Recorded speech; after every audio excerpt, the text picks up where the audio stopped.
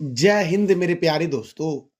आज है 4 जनवरी 2025 और आज की जितने भी महत्वपूर्ण करंट अफेयर्स होंगी और स्टैटिक जीके होंगे वो सभी हम इस वीडियो में डिस्कस करेंगे। तो आइए शुरू करते हैं आज का महत्वपूर्ण current affairs with static GK मेरे प्यारे दोस्तों।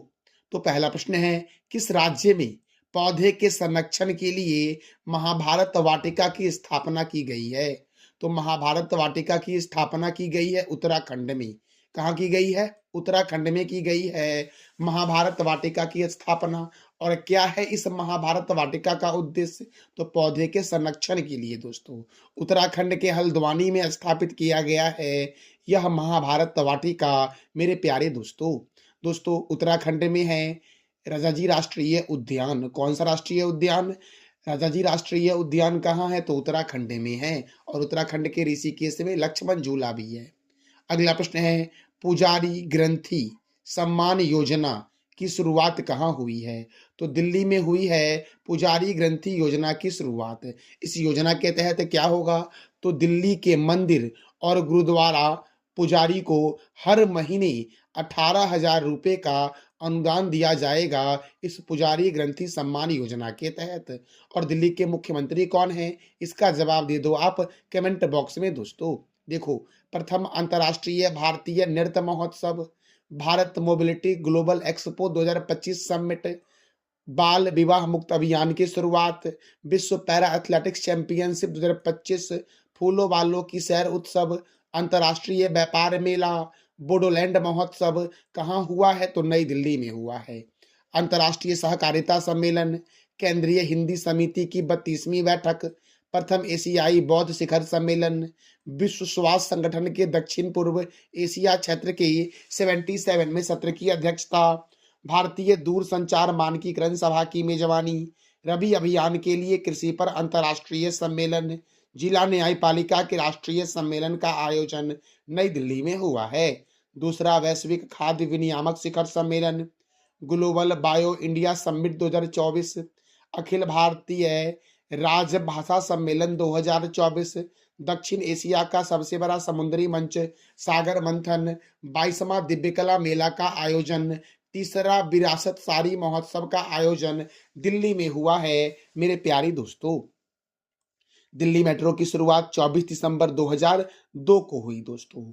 अगला प्रश्न है, हाल ही में किस देश ने सार्वजनिक स्थानों पर चेहरे को ढकने पर प्रतिबंध लगाया है? तो सार्वजनिक स्थानों पर चेहरे को ढकने पर प्रतिबंध लगाया है स्विट्जरलैंड ने। और स्विट्जरलैंड की राजधानी क्या है? बर्न दोस्तों।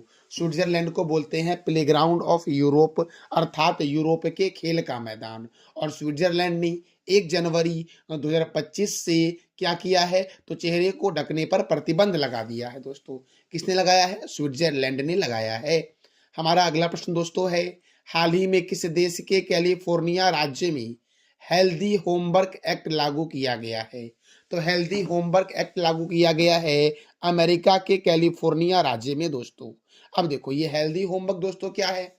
तो इस हेल्दी होमवर्क एक्ट के तहत बच्चों पर होमवर्क का दबाव कम दिया जाएगा। अब देखो, अमेरिका में किया गया है।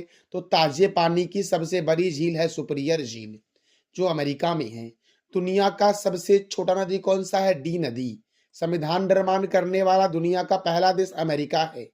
चंद्रमा पर मानव भेजने वाला प्रथम देश अमेरिका है। अमेरिका का राष्ट्रीय चिन्ह क्या है? Golden rod. 49वीं समांतर रेखा अमेरिका और कनाडा के बीच है दोस्तों। स्टैच्यू ऑफ लिबर्टी कहाँ है? न्यूयॉर्क में है मेरे प्यारे दोस्तों। उत्तरी ध्रुव पर जाने वाला प्रथम व्यक्ति कौन है दुनिया का? तो रॉबर्ट पियरी है, जो अमेरिका का है। सिटी ऑफ गोल्डन गेट के नाम से जानते हैं सैन फ्रांसिस्को को। और गगनचुंबी का इमारत नगर किसे कहते हैं? तो न्यूयॉर्क को कहते हैं मेरे प्यारे दोस्तों। अगला प्रश्न है, पहला लोकपाल दिवस कब मनाया जाएगा? तो पहला लोकपाल दिवस मनाया जाएगा 16 जनवरी को। कब मनाया जाएगा? 16 जनवरी को। कहाँ मनाया जाएगा? तो जोरावर ऑडिटोरियम में मनाया जाएगा, जो नई दिल्ली में है। और इसमें उपस्थिति होगी भारत के मुख्य न्यायाधीश न्यायमूर्ति संजीव खन्ना की। अच्छा, वर्तमान में लोकपाल कौन है? तो न्यायमूर्ति AM खानविलकर। और भारत के प्रथम लोकपाल कौन थे? तो न्यायमूर्ति पिनाकी चंद्र घोष भारत के प्रथम लोकपाल थे। तो लोकपाल दिवस कब मनाया जाएगा? 16 जनवरी को मनाया जाएगा। कहाँ मनाया जाएगा? तो जोरावर ऑडिटोरियम में मनाया जाएगा, जो नई दिल्ली में है। और उपस्थिति किसकी होगी? तो भारत के मुख्य न्यायाधीश जो है वो न्यायमूर्ति संजीव खन्ना है, इनकी उपस्थिति होगी। और वर्तमान में लोकपाल कौन है? तो एम खानविलकर हैं। और भारत के प्रथम लोकपाल कौन है? तो न्यायमूर्ति पिनाकी चंद्र घोष है मेरे प्यारे दोस्तों। अगला प्रश्न है, किस देश ने अपना पहला टाइप 076 उभयचर आक्रमण जहाज लॉन्च किया है? तो चाइना ने दोस्तों 076 उभयचर आक्रमण जहाज को लॉन्च किया है।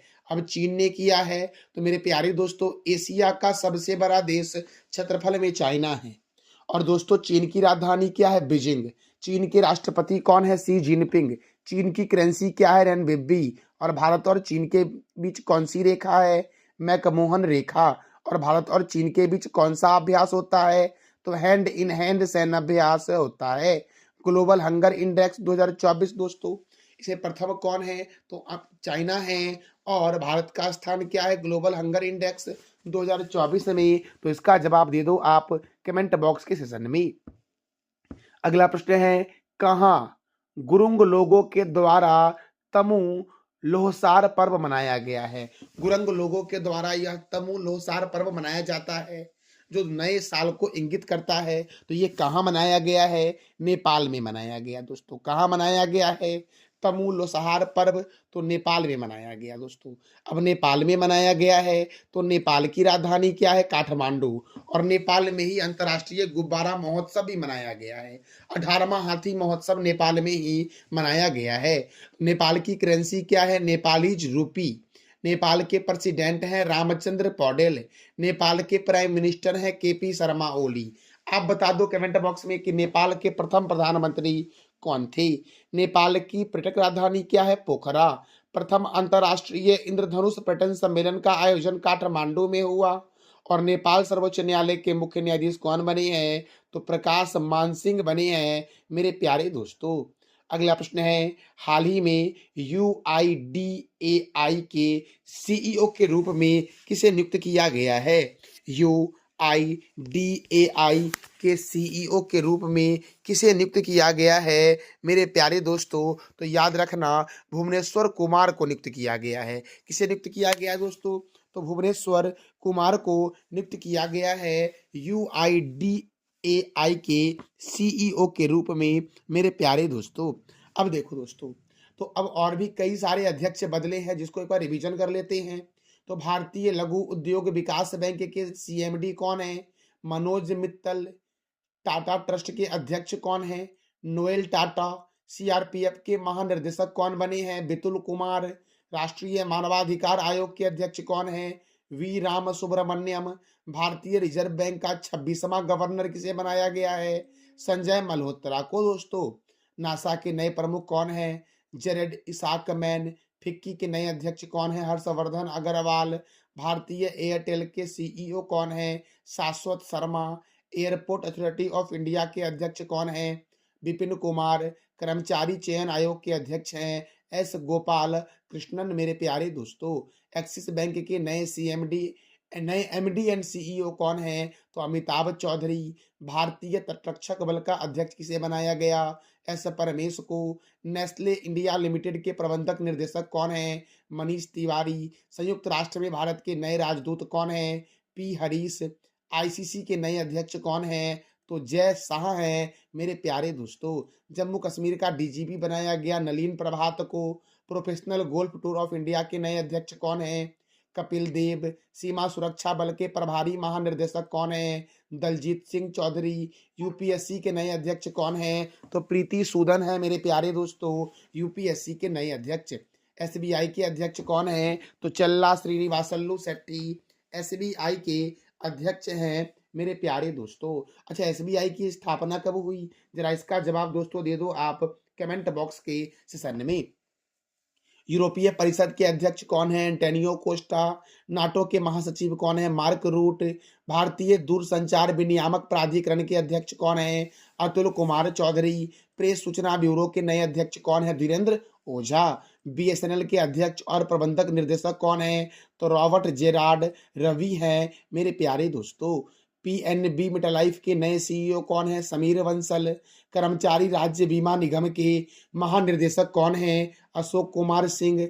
एलएनटी ग्रुप के अध्यक्ष कौन है? आर शंकर रमन। दिल्ली के जंगलों के सुरक्षा के समिति के प्रमुख कौन है? नजमी वजीरी। कोंकण रेलवे कॉरपोरेशन के सीएमडी कौन है? तो संतोष कुमार झा है दोस्तों। असम राइफल के नए महानिर्देशक विकास लखेरा है। सशस्त्र सीमा बल के अध्यक्ष कौन है? अमित मोहन प्रसाद। एशियाई क्रिकेट परिषद के नए अध्यक्ष कौन है? सम्मी सिल्वा। प्रेस इंफॉर्मेशन ब्यूरो के नए प्रमुख कौन है? शेफाली सरन। राष्ट्रीय जांच एजेंसी के नए महानिर्देशक कौन है? सदानंद बसंत दाते। राष्ट्रीय आपदा प्रतिक्रिया बल के अध्यक्ष कौन है? पीयूष आनंद। पुलिस अनुसंधान और विकास ब्यूरो के अध्यक्ष कौन है? राजीव कुमार। सीबीएसई के नए अध्यक्ष कौन है? Rahul Singh. International court of justice के अध्यक्ष कौन है? नवाब सलाम। बीएसएफ की पहली महिला स्नाइपर कौन है? तो सुमन कुमारी हैं दोस्तों। प्रसार भारती के नए अध्यक्ष कौन है? नवनीत कुमार। भारत के मुख्य सूचना आयुक्त कौन है? हीरालाल समारिया हैं। आईटीबीपी के महानिर्देशक हैं राहुल सरगोत्रा। भारत के पहले एआई समर्पित संस्थान यूनिवर्सल एआई यूनिवर्सिटी के कुलपति है साइमन मैक। एडीबी के 11वें अध्यक्ष कौन बने हैं? तो सातो कांडा बने हैं। और वर्तमान में भारत के सर्वोच्च न्यायालय के मुख्य न्यायाधीश कौन है? तो इसका जवाब दे दो आप कमेंट बॉक्स में। अगला प्रश्न है वाव थराद। वाव थराद को किस राज्य के बनास काडा जिले से अलग कर 34वां जिला बनाया गया है? अर्थात दोस्तों मेरे कहने का ये मतलब है कि वाव थराद किस राज्य का 34वां जिला बना है? तो गुजरात का 34वां जिला कौन बन गया है? तो वाव थराद दोस्तों। अब गुजरात का बना है तो देखो गुजरात की राजधानी क्या है? गांधीनगर। और गांधीनगर में है प्लाज्मा अनुसंधान संस्थान मेरे प्यारे दोस्तों। गुजरात के गवर्नर कौन है? आचार्य देवव्रत। गुजरात के मुख्यमंत्री कौन है? भूपेंद्र भाई पटेल। और यहाँ पर राज्यसभा 11 है और लोकसभा कितना है? 26 है। काकरा पारा परियोजना ताप्ती नदी पर है। उकाई परियोजना ताप्ती नदी पर है।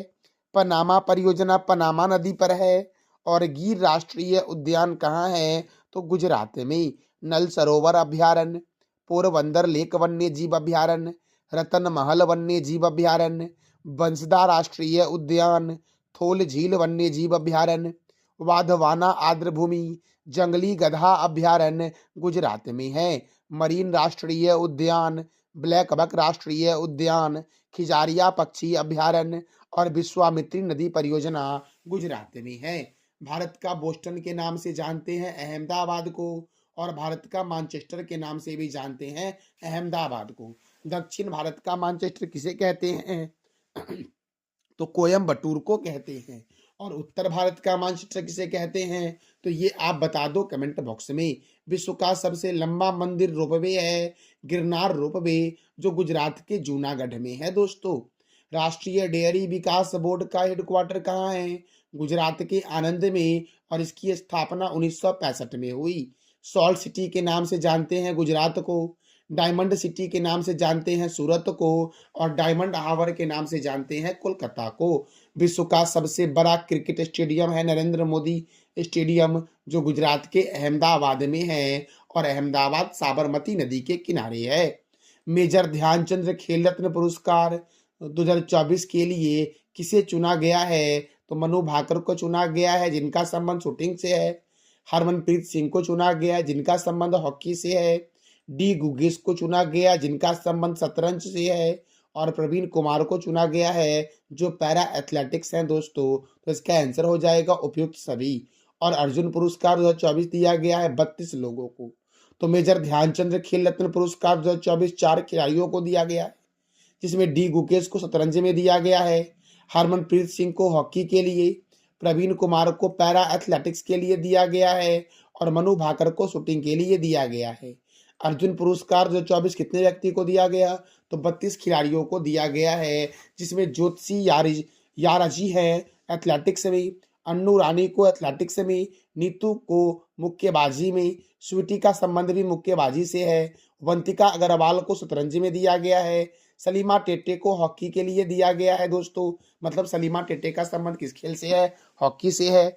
अभिषेक का संबंध हॉकी से है, संजय का संबंध हॉकी से है, जर्मनप्रीत सिंह का संबंध हॉकी से है, सुखजीत सिंह का संबंध हॉकी से है, राकेश कुमार का संबंध पैरा तीरंदाजी से है और प्रीति पाल का संबंध पैरा एथलेटिक्स से है। मेरे प्यारे दोस्तों, देखो, जीवन जी दीप्त का संबंध पैरा एथलेटिक्स से है, अजीत सिंह का संबंध पैरा एथलेटिक्स से है, सचिन सरेज राव खिलाड़ी का संबंध पैरा एथलेटिक्स से है, धर्मवीर का संबंध पैरा एथलेटिक्स से है, प्रणव सुरमा का संबंध पैरा एथलेटिक्स से है, एच हकोटो सेमा का संबंध पैरा एथलेटिक्स से है और इन लोगों को दिया गया है अर्जुन पुरस्कार 2024।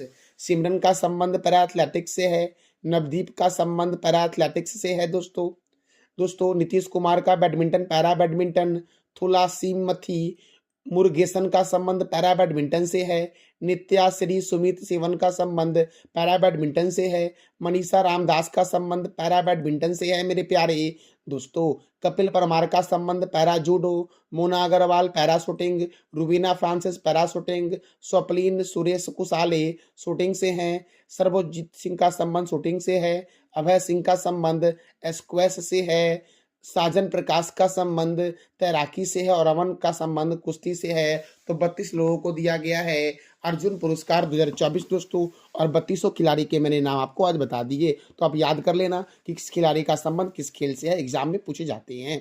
ये था हमारा आज का महत्वपूर्ण current affairs with static GK. मैंने कल पूछा था आपसे कि अंतर्राष्ट्रीय गुब्बारा महोत्सव कहाँ मनाया गया? नेपाल में। संतोष ट्रॉफी 2024 से 25 किसने जीता? पश्चिम बंगाल ने। और चिदम्बरम स्टेडियम कहाँ है? तो चेन्नई में है। आज का आपका 3 प्रश्न है। राष्ट्रीय डेयरी विकास बोर्ड का मुख्यालय कहाँ है? नेपाल की पर्यटक राजधानी क्या है? और किस राज्य में महाभारत वाटिका की स्थापना की गई है?